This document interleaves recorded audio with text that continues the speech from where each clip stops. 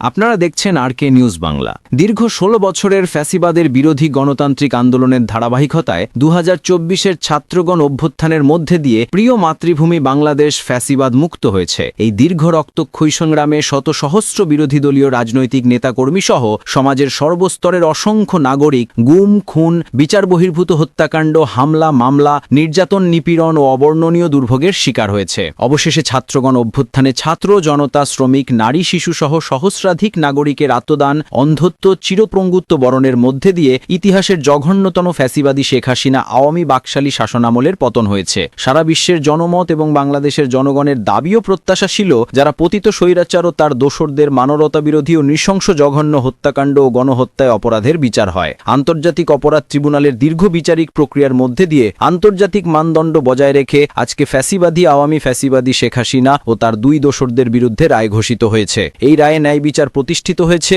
আইনের বিধান অনুযায়ী সর্বোচ্চ সাজা প্রদান করা হয়েছে ফ্যাসিবাদী শেখ হাসিনা ও তার দোসর সাবেক স্বরাষ্ট্রমন্ত্রী আসাদুজ্জামান কামাল। পুলিশের সাবেক আইজিপি চৌধুরী আব্দুল্লাল মামুনকে বিচারিক প্রক্রিয়ায় সহযোগিতার কারণে প্রাপ্ত সাজা কমিয়ে ৫ বছর কারাদণ্ড প্রদান করা হয়েছে। আইনের শাসন ও ন্যায় বিচার প্রতিষ্ঠায় দৃঢ় প্রতিজ্ঞ বিএনপি এ ব্যাপারে জনগণকে সদা সর্বদা সচেতন থাকতে আহ্বান জানাচ্ছে। একই সাথে বিএনপি অন্যান্য মামলায় অভিযুক্তদের সুবিচারের দাবি জানাচ্ছে। আমরা মনে করি, গত ১৬ বছরের গুম, খুন ও বিচার বহির্ভূত হত্যার শিকার এবং ২০২৪ ছাত্রগণ অভ্যুত্থানের রাষ্ট্রীয় সন্ত্রাসের শিকার সহস্রাধিক শহীদের আত্মা শান্তি পাবে এবং তাদের পরিবার পরিজনদের ক্ষোভ কিছুটা হলেও প্রশমিত হবে। ধন্যবাদ।